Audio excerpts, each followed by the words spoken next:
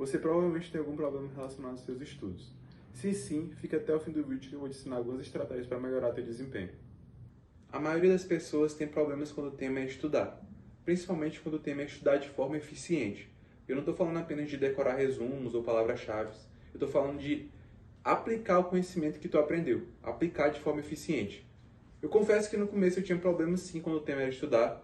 Eu preferia muito mais gastar meu tempo mexendo na internet, jogando videogames, assistindo filmes, do que de fato parar para estudar de forma constante.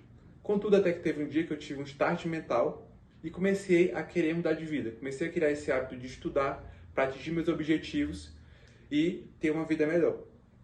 Além disso, comecei a ler alguns livros, como por exemplo Admirável Mundo Novo, 1974, A Revolução dos Bichos, que são livros que ajudam a enriquecer o imaginário e ajudam a ter um salto intelectual. E foi assim que em 2021 eu passei para Medicina na Universidade Federal.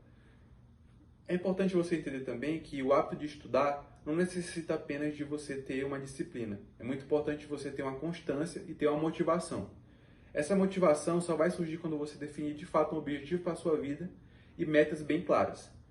Como diz o próprio livro do Jorge Paulo Lemann, você deve sonhar grande para ter resultados grandes. Logo, caso você tenha um objetivo e um sonho grande estabelecido, vai ser mais fácil você desenvolver esse hábito de estudar. Dessa forma, eu criei hábitos tão sólidos que eu comecei a estudar no piloto automático praticamente.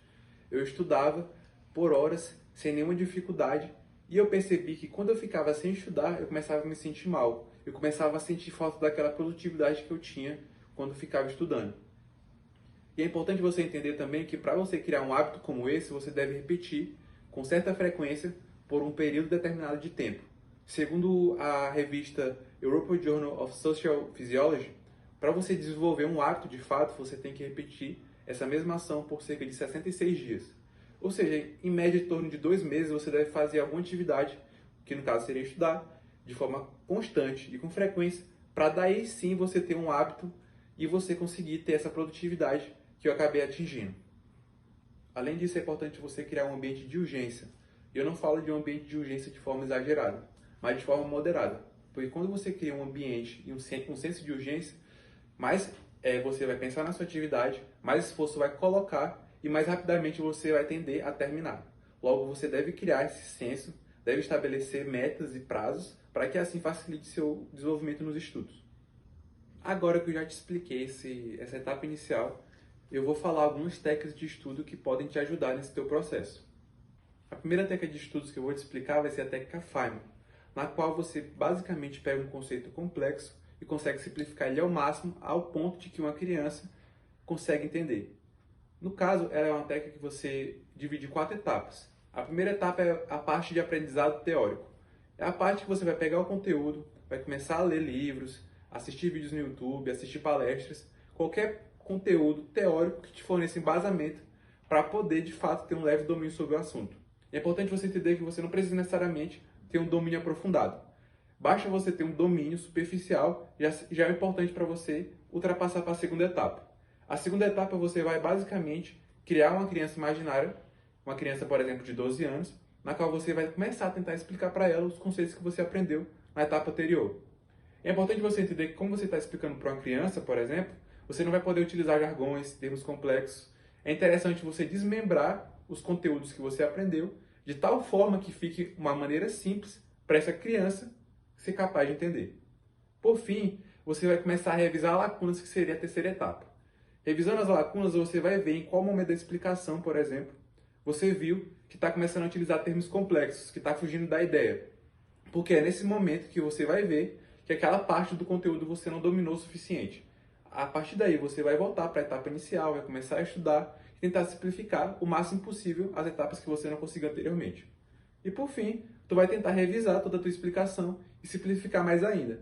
É importante você entender que quanto mais você simplificar, melhor vai ficar a sua explicação e mais fácil vai ficar de uma criança, por exemplo, entender. A segunda técnica de estudos que eu vou abordar com vocês é o Palácio da Memória. O Palácio da Memória é uma forma de estudos milenar que já foi utilizada por diversos pensadores intelectuais e até os dias de hoje ela é utilizada. Ela basicamente funciona da seguinte forma: você vai ter que escolher um local, inicialmente, que vai ser o seu palácio. Esse local você vai ter que ter uma certa familiaridade com ele, tem que ser, por exemplo, o campus da sua faculdade, a sua casa, ou algum outro local que você frequente muito. A partir daí você vai escolher um conteúdo na qual você vai associar esse conteúdo com o seu palácio.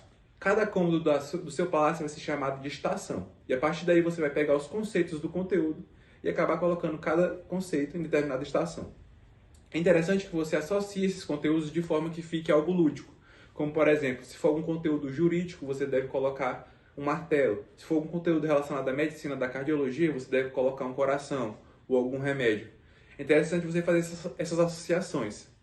Além disso, caso você coloque exagero e fique algo engraçado, vai ser mais fácil de você lembrar. Porque quanto mais exagerado for, melhor vai ficar fixado na sua memória. Por fim, você deve revisitar o seu palácio. O ideal é que você faça isso umas 3 vezes no primeiro dia e a partir daí você vai espaçando, ficando cada vez mais tempo para revisitar. Até que chegue, por exemplo, num espaço de 15 dias e nesse momento que você chegar a 15 dias sem fazer essa revisão, provavelmente você já vai ter aprendido bastante com o seu palácio da memória.